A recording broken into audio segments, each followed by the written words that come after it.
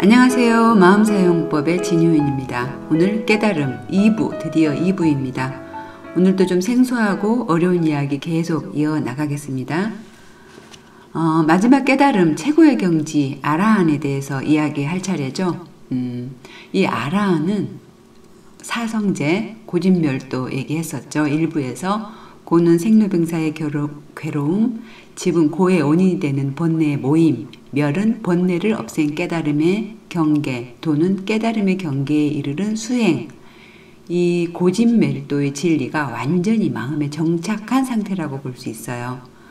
모든 지혜가 완전히 확립이 돼 있는 거죠. 마음에서 모든 해로운 것들이 완전히 사라져버린 상태, 모든 것이 알아져 버린 상태예요. 탐진치도 일부에서 얘기했었죠. 탐내어서 그칠 줄 모르는 욕심, 노여움, 화성냄, 그리고 어리석음에 대한 지혜가 확립됐다는 뜻이죠. 확립되면 이 어리석음이 화내거나 성내거나 두려워하거나 어리석음이 없어져 버리니까 나머지가 다 버려져 버리는 거죠. 탐진치가 다 사라져 버리는 거죠.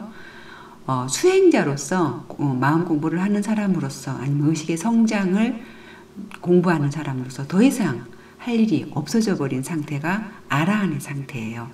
목적이 달성된 상태인 거죠. 마음에서 일어나는 모든 번뇌가 일체 소멸된 인간의 경지가 아닌 신의 경지라고 볼 수 있겠죠.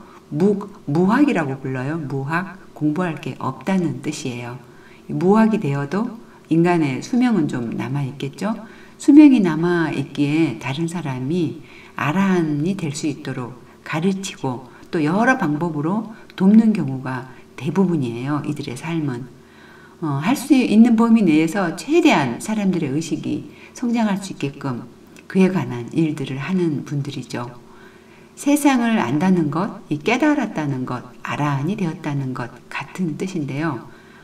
견문각지, 견 보는 것, 문 듣는 것, 각 맛보고 냄새 맡고 감각을 통해서 아는 것, 지 의식을 통해서 이해하고 아는 것. 견문각지 사람들은 이 견문각지를 통해서 세상을 알고 살아가요. 알게 된 것들 중에 어떤 거라도 사랑스럽고 좋은 것들일지라도 그것에 대한 애착이나 탐욕을 제거한 것이 아라한, 열반, 해탈, 깨달음의 단계의 사람, 아라한들인 거죠.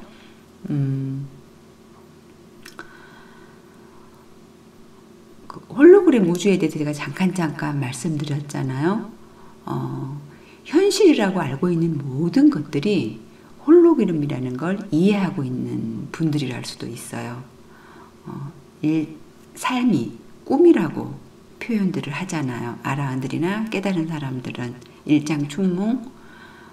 제가 그 최면에 대해서 영상들을 올리면서 초창기에 가장 처음에 올린 그 최면 감수성 테스트에 레몬 실험 같은 걸 해요. 손가락이 길어지는 실험도 하고 최면 상태, 간단한 체험 상태에서 그 사실들이 현실이 아닌데 상상 속에서 손가락이 길어져 버리고 레몬을 앙 하고 베어 먹는 상상을 하면 침이 줄줄 나오잖아요. 가상현실,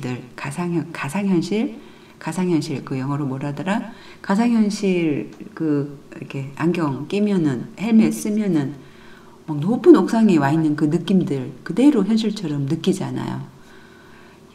모든 현실 세계가 최면의 레몬 실험과 같고, 가상현실 속의 현실과 같다는 것을 알아버린 이들이 깨달은 이들이라고 쉽게 설명할 수 있겠어요. 그래서 그 홀로그램들에 대해서, 가상현실들에 대해서, 꿈속에 대해서, 상상 속 그 꿈속에 대해서 애착이 없는 거죠. 그걸 무명이라고 할 수 있는 거예요. 그래서 가상현실이 현실임을 알기에 두려움도 없어요. 세상의 어떤 것들에 대해서도 움켜쥐려고 하거나 집착하지 않고 탐욕이 없는 상태를 아라한들이라고 하는 거죠. 애착, 탐욕이 없기에 극한의 평화 상태가 유지될 수 있는 거죠. 중요한 건요, 이 깨달음은 어떤 신비로운 것도 아니고 또 저 밖에 어떤 뭐 스승이 있어서 찾아 헤매야 되는 것이 아니에요. 부처님도 출가한 후에 여러 스승들을 찾고 고행을 하고 무한말로 별 짓을 했었잖아요. 근데 그렇게 헤매야 찾아지는 것은 아니에요. 내 마음의 번뇌가 즉각 소멸하는 상태, 즉 사성제 얘기했죠. 고진멸도에 대한 바른 바라봄, 바른 깨달음, 바른 시각, 진리에 대한 생각과 기억들이 확립된 상태를 말하는 게 불교에서 말하는 깨달음에 대한 결론입니다. 그렇다면 이 깨달음의 최고봉 아라한은 보통 사람들과 어떻게 다른지에 대해서 한번 생각해 보자고요. 첫째, 이들은 연기법, 조건 따라 생겨나고 조건 따라 사라진다는 이 연기법을 완전히 터득한 존재이기 때문에요. 어떤 것을 봐도 그 작용, 현상들은 있지만 그것이 무아임을 망각하지 않아요. 좀 어려운 말들이 나왔죠. 연기법, 무아, 이런 것들을 인터넷에서 한번 검색해 보세요. 불교의 근본 교리예요. 이 가상현실 속에 두려워 보이는 그 현상들은 보고 느낄 수 있지만 그것들이 가짜인 것을 알고 있다는 것과 같은 이치예요. 그 무엇도 영원하지 않다는 것을 아는 거죠. 공하다는 거, 연기법에 의해서 생겨났다 사라지는 홀로그램들이라는 걸 아는 거죠. 그래서 애착이라는 게 없어요, 애들은. 세상 만물들이 이미지로 존재할 뿐 공임을 아는 거죠. 홀로그램 우주를 이해하고 있는 거죠. 현실 자체가 꿈과 똑같음을 안다는 뜻이에요. 어제 있었던 일 기억해보면 그것은 그냥 이미지로 남아있을 뿐이에요. 만질 수도 잡을 수도 없고 어떤 현상, 작용만 있었던 거예요.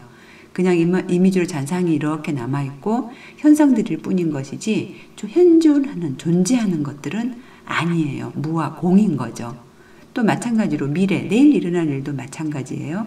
이미지로 내일이 있을 뿐인 거지 홀로그램일 뿐인 거지 현재도 마찬가지예요. 작용이나 현상들은 있지만 그 작용과 현상들이 마음에 작용하지만 두렵기도 하고 가상현실 막 깜짝깜짝 놀리고 무섭잖아요. 깨고 나면 가상현실 그 안경을 벗어버리고 나면 그거에 집착하거나 연연하거나 할 필요가 없잖아요. 재밌었다, 무서웠다. 하지만 가짜인 걸 안다.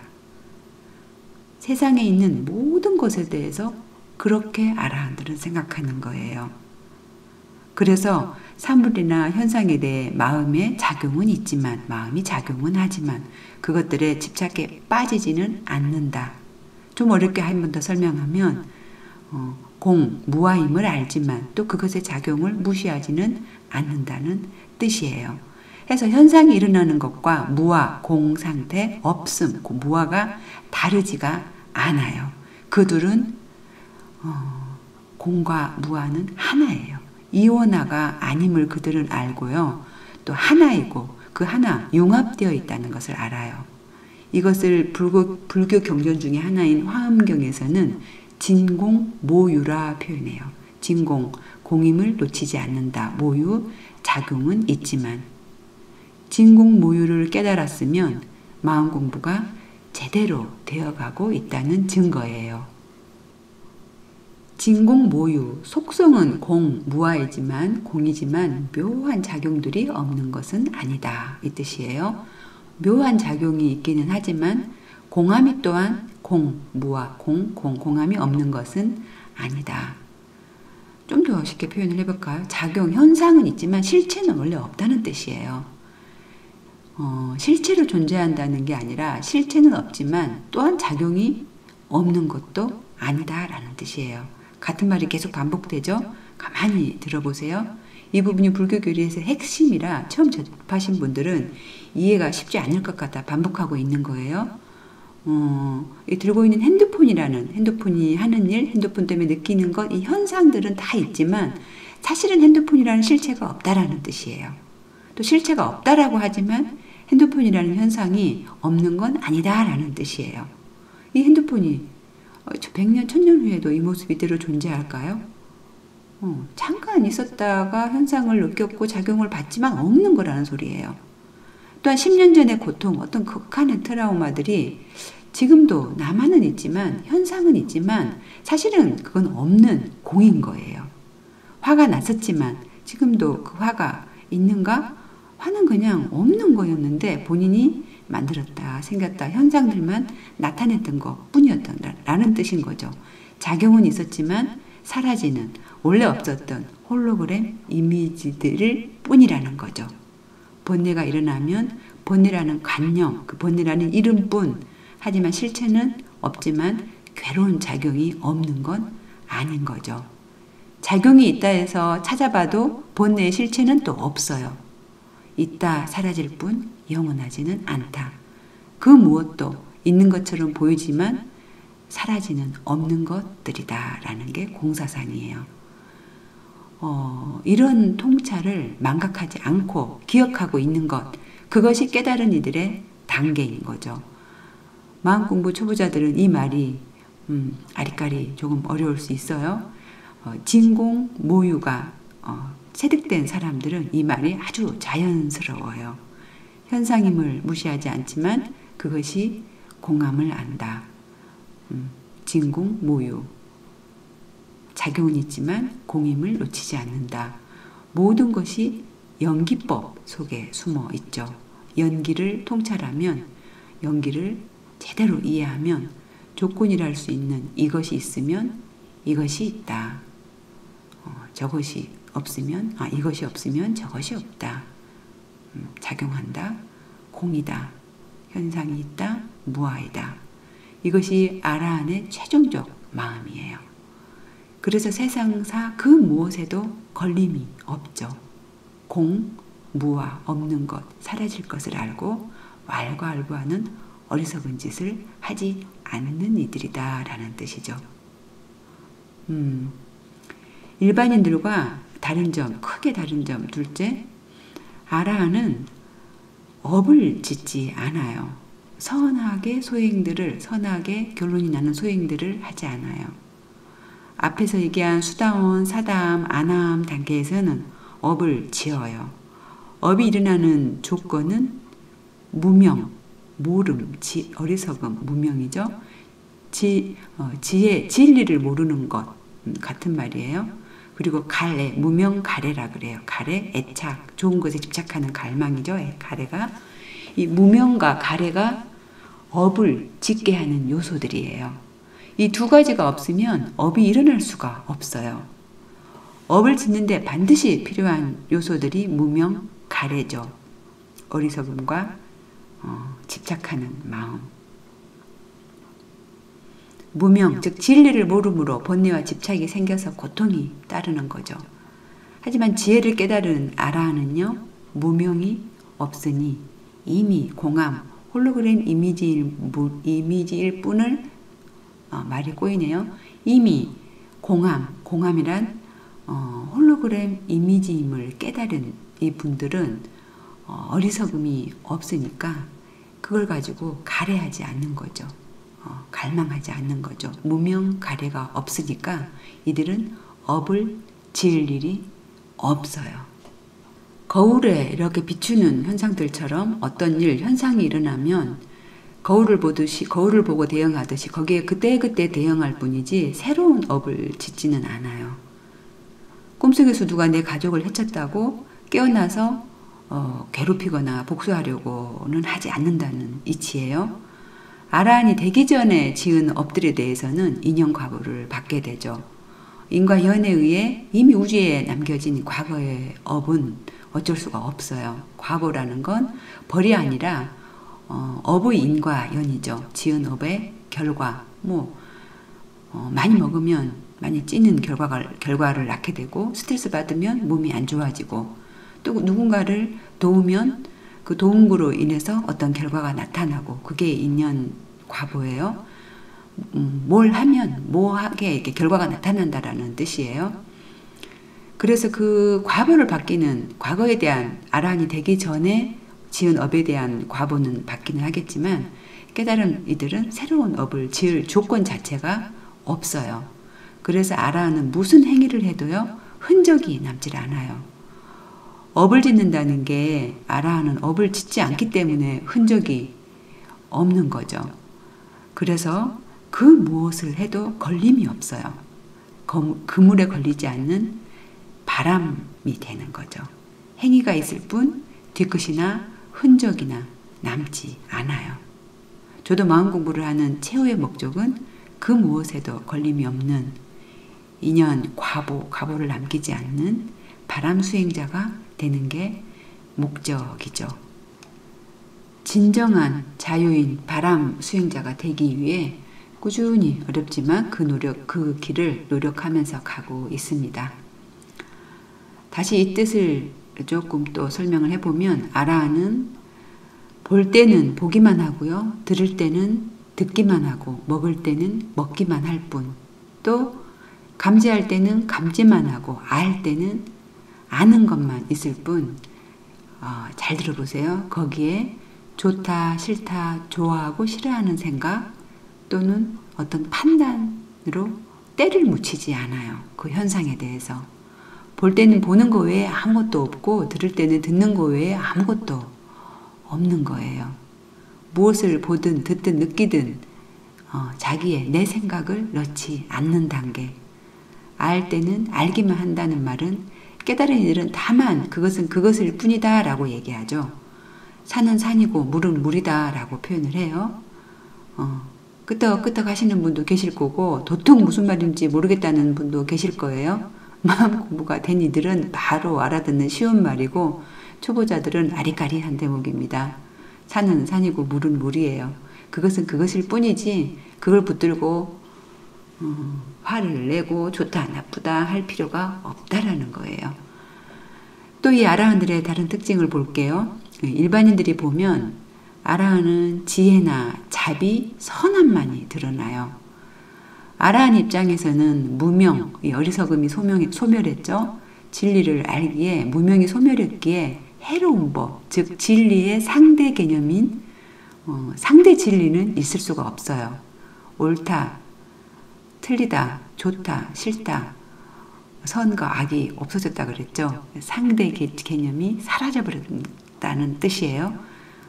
선과 이를테면은 선의 반대 개념인 악의 개념이 사라진 거예요. 아라한이 되는 순간 선과 악의 개념에서 초월되어 버려요. 깨달은 이들은 그것은 그것일 뿐이므로 선도 악도 없다는 거예요. 아라한의 마음은 단지 작용만 하는 거죠. 아마도 우주의 근원의 힘, 신의 마음과 유사한 상태가 아닐까요? 또 이런 아라한 깨달은 이들 중에는 신비한 능력이 있는 분들도 계세요.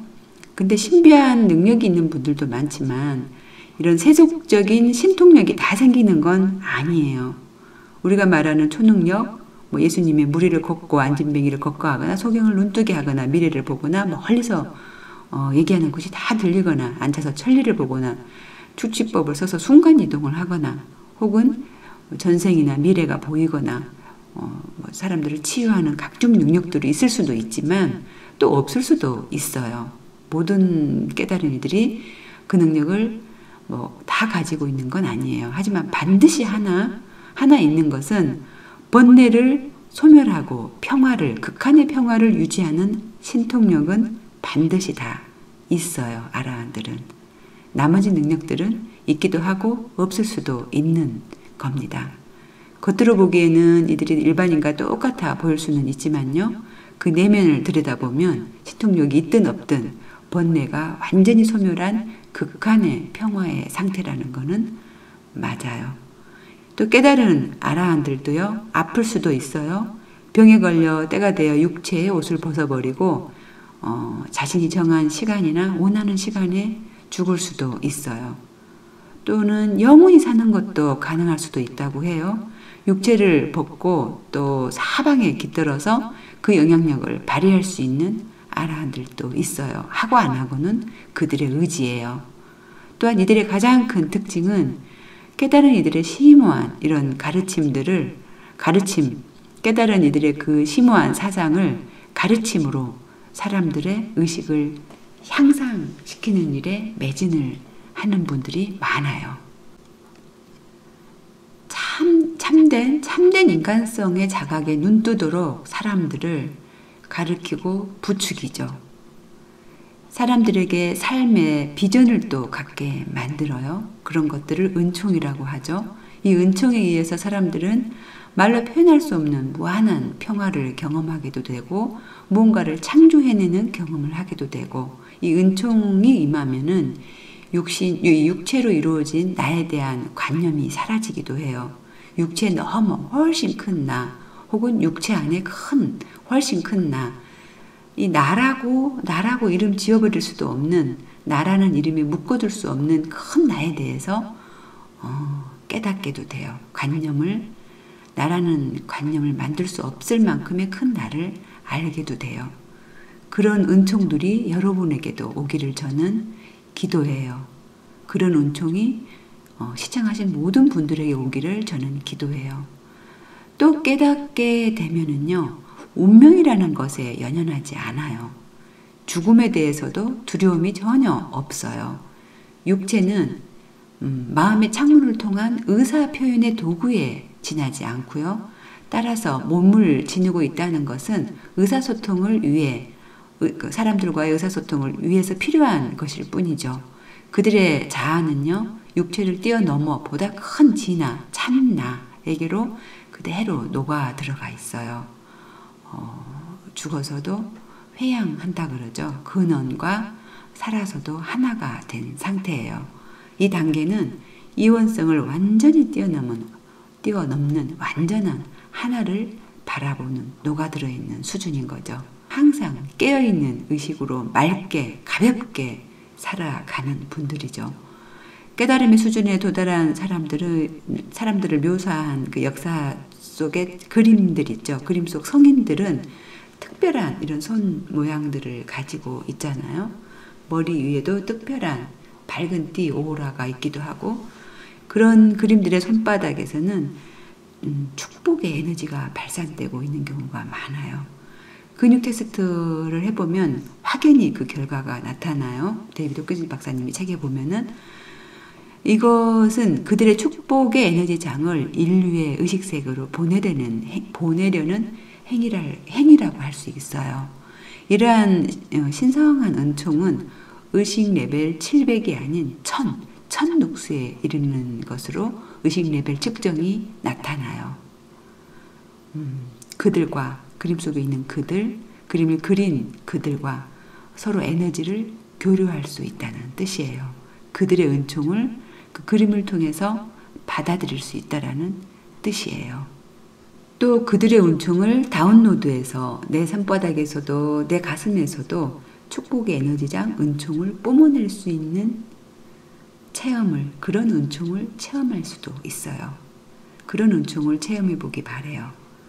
이 역사에 기록된 깨달은 인간으로는 가장 높은 의식 레벨 수준이 예수님, 부처님, 힌두교 성자 크리슈나 같은 분들이 의식 레벨, 의식 밝기가 천육수로 나타나요. 인간의 말로 표현하자면 신이 되어버린 분들이죠. 하지만 역사에 기록되지 않았다고 세 분밖에 없는 건 아니에요.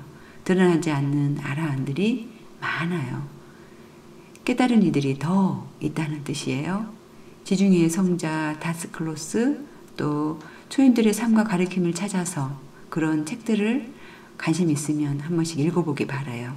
그 외에도 기록들을 찾아서 한번 공부해 보시기 바랍니다. 하지만요, 확실히 할 게 하나 있어요. 마지막 얘기예요. 여러 오해 중에서 하나는 아라한들, 깨달은 존재들이 완전한 존재는 아니라는 거예요. 지금부터 중요한 이야기예요.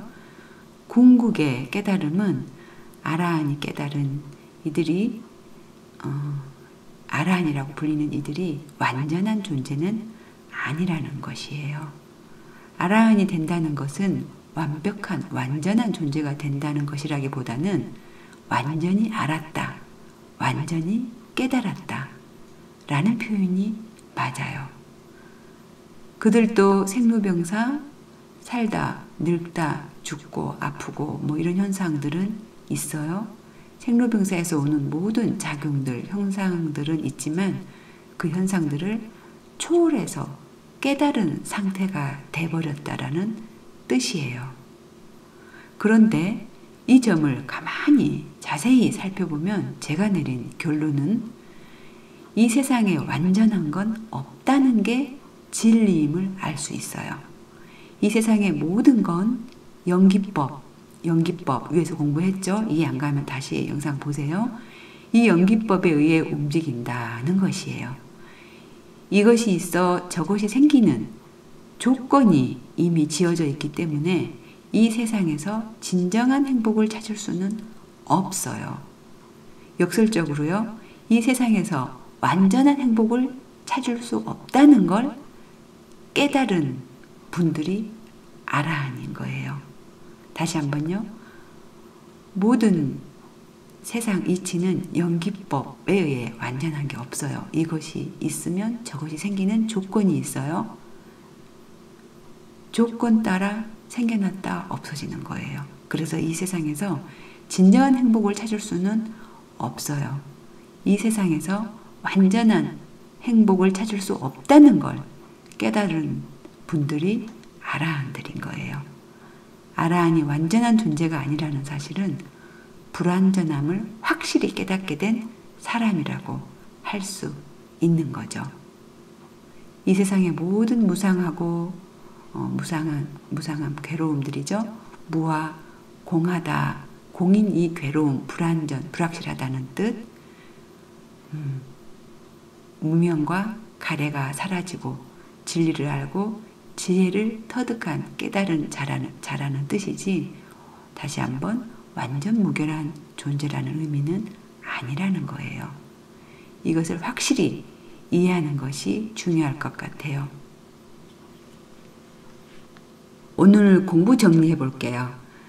마지막 깨달음 최고의 경지 아라한에 대한 특징들을 살펴보았어요. 두서없이.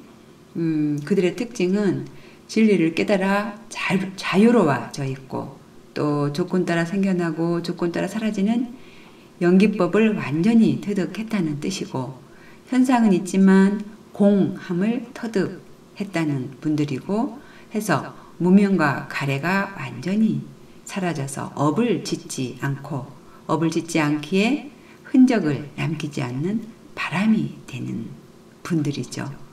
또 지혜나 자비, 선함이 드러나고요. 늘 드러나 있고요. 하지만 선과 악, 좋고 나쁨, 나쁨, 옳고 틀림, 이런 이원성을 완전히 초월해 버린 상태죠. 또 신통력이 있는 아라한도 있지만 그렇지 않은 아라한도 있다는 거 알고 계시고요. 다만 공통된 특징은 극한 평화가 유지되는 분들이죠. 그리고 마지막 중요한 것은 궁극의 깨달음에 관한 이야기예요. 궁극의 깨달음은요, 이들이 완벽한 존재는 아니라는 걸 얘기하고 있어요. 완전히 깨달았다는 표현이 맞죠. 무명과 가래가 사라지고 진리를 알고 지혜를 터득한 자라는 뜻이지, 완전 무결한 존재라는 의미는 아니다라는 것이 깨달은 자들에 대한 결론이었어요. 그들을 완전 무결한 신으로 만들어버린 건 우리 인간들일 수도 있어요. 너무나 대단한 분들이기에 기도를 하면서 손으로 이렇게 빌기 시작하면서 신이 돼버린 것일 수도 있는 거죠. 이것이 제 결론입니다. 해서 수행하면, 도를 닦으면 누구나 부처가 될 수 있는 것이지요. 뭔가 이렇게 달라고 조르고 싹싹 비는 기복신앙 말고요. 스승으로 모시고 스승 삼아 부처님의 닮은 삶, 예수님 닮은 삶, 그 길을 똑같이 따라가 보는 것이 참 깨달음의 길 아닐까요? 인간의식의 진화의 길이 그 길일 것 같아요. 성공학에서는 멘토링, 심리학에서는 모델링이라고 하죠. 누군가를 따라하는 걸. 누군가를 따라가면 닮아가고 비슷해지고, 그러다 어느 날 똑같아지거나 더 성장해 있는 것이 인간의 의식입니다. 네, 여기까지가 길게 공부한 데이비드 호킨스 박사님의 의식혁명, 의식 레벨 공부였어요. 깨달음을 1, 2부로 길게 나눠서 얘기했죠. 저도 아직 안 가본 길이라 이론적으로 알고 있는 부분들이었습니다. 네, 고생하셨고요. 다음 시간부터는 돈 문제, 재정 문제를 한번 다뤄볼게요. 돈이 인간 문제의 90%를 해결하는 중요한 에너지 자원이죠. 제가 연구해 본 결과 가난은 마음의 질병이었더라고요. 그리고 기회나 행운을 놓치는 것도 마음의 작용이더라고요.